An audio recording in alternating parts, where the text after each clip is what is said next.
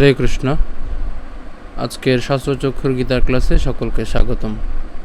তো আজকের পর্বে আমরা প্রথম অধ্যায়ের 20 নম্বর শ্লোকে শুদ্ধ উচ্চারণ নিয়ে আলোচনা করব। এর পূর্ববর্তী ভিডিওতে আমি এই অধ্যায়েরই 19 নম্বর শ্লোক নিয়ে আলোচনা করেছিলাম। তো যারা পূর্ববর্তী ভিডিওটি দেখেননি, উপরের আই বাটনটি ক্লিক করে দেখে নিতে পারবেন। তো আমাদের এই চ্যানেলটিতে এখনও পর্যন্ত যারা সাবস্ক্রাইব করেননি, প্লিজ কৃপা করে চ্যানেলটিকে সাবস্ক্রাইব করবেন, এবং ইতোমধ্যে যারা সাবস্ক্রাইব করেছেন তাদেরকে অসংখ্য ধন্যবাদ।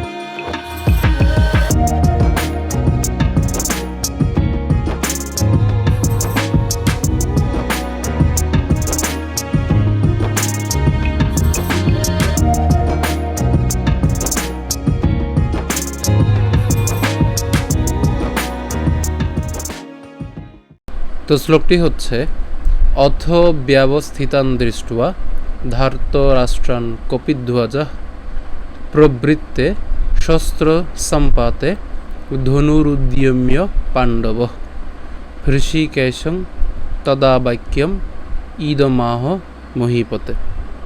খুবই সহজ একটি শ্লোক। আমরা যদি ভেঙে করি তাহলে কি হবে? অথ ব্যবস্থিতান। কেন ব্যবস্থিতান? কারণ এখানে কি আছে? জফলা আছে। তো জফলা উচ্চারণটা কার মতো হয়?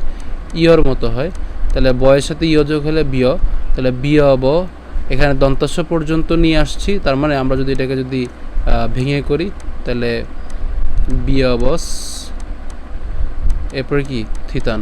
হ্যাঁ, তাহলে ব্যবস্থিতান দৃष्ट्वा। কেন দৃष्ट्वा? কারণ এখানে যে ব আছে এটা কি ব? অন্তস্থ ব। আর অন্তস্থ বয়ের উচ্চারণ কার মতো হয়? উয়োর মতো হয়।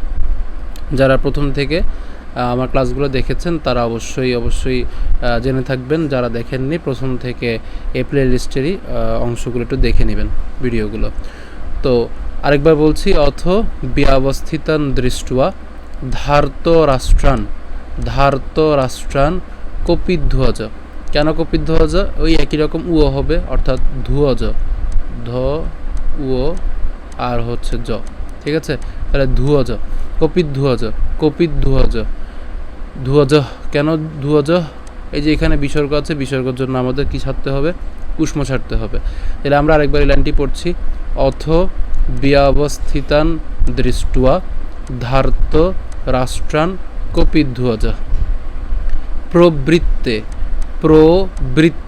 হ্যাঁ, তাহলে প্রবৃত্তে শস্ত্র সম্পাতে ধনুরু দ্যম্য। কেন দ্যম্য? কারণ জফলা আছে দুইটাতেই, তাহলে দ্যম্য, তাহলে দ্যম্য পাণ্ডব হৃষিকেশং। এই উচ্চারণটা অনেকেরই করতে অসুবিধা হয়।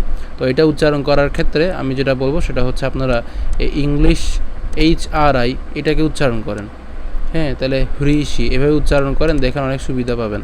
হৃষি। হ্যাঁ, তাহলে হৃষি কেশং তদা বাক্যম। এখানে ম পর্যন্ত নাম বাক্যম। তাহলে তারপর কি থাকে? ই থাকে, অথবা রসিকা থাকে। তাহলে ঈদ মাহ মহীপতে।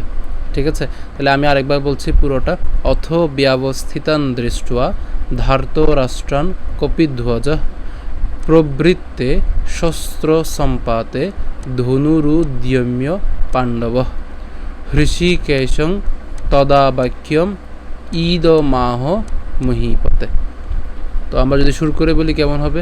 অথ ব্যবস্থিতান দৃष्ट्वा ধার্তরাষ্ট্রান কপিধ্বজ প্রবৃত্তে শস্ত্র সম্পাতে ধনুরুদ্যম্য পাণ্ডব হৃষিকেশং তদা বাক্যম ইদমাহ মহীপতে। এই শ্লোকটার মধ্যে 3টা কি আছে? লাইন আছে। তো অনুবাদ কি বলছে? যে সেই সময় পাণ্ডুপুত্র অর্জুন হনুমান চিহ্নিত পতাকা শোভিত রথে অধিষ্ঠিত হয়ে তার ধনুক তুলে নিয়ে স্বর নিক্ষেপ করতে প্রস্তুত হলেন। হে মহারাজ, ধৃতরাষ্ট্রের পুত্রদের সমরসজ্জায় বিন্যস্ত দেখে অর্জুন তখন শ্রীকৃষ্ণকে এই কথা বললেন। তো আমরা আরেকবার একটু শ্লোকটা আরেকটু ভেঙে দেখি।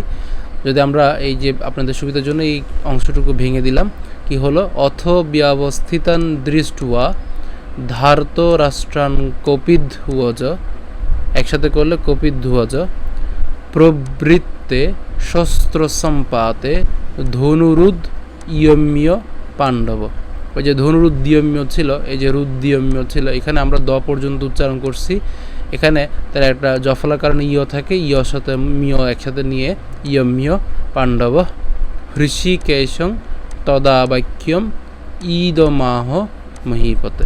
আশা করি খুবই সহজ একটি শ্লোক, এবার আপনারা পারবেন। তো আমরা একটু শুরু করে বলছি।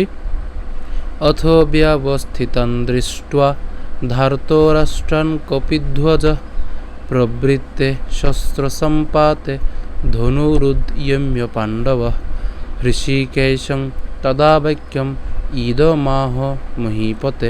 আমি আবার বলছি।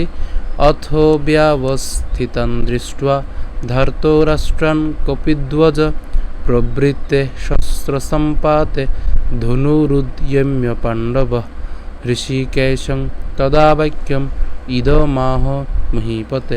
তো যদি ভিডিওটি ভালো লেগে থাকে অবশ্যই ভিডিওটিতে লাইক দিবেন, ভিডিওটিতে কমেন্ট করবেন এবং বেশি বেশি করে ভিডিওটিকে শেয়ার করবেন। তো এখনও পর্যন্ত আমাদের এই চ্যানেলটিকে যারা সাবস্ক্রাইব করেনি প্লিজ চ্যানেলটিকে সাবস্ক্রাইব করবেন, কারণ আপনারা যদি সাবস্ক্রাইব না করেন তাহলে আমরা এই ধরনের উচ্চারণ ভিত্তিক যে ভিডিওগুলো রয়েছে সেগুলো দিতে উৎসাহিত হব না।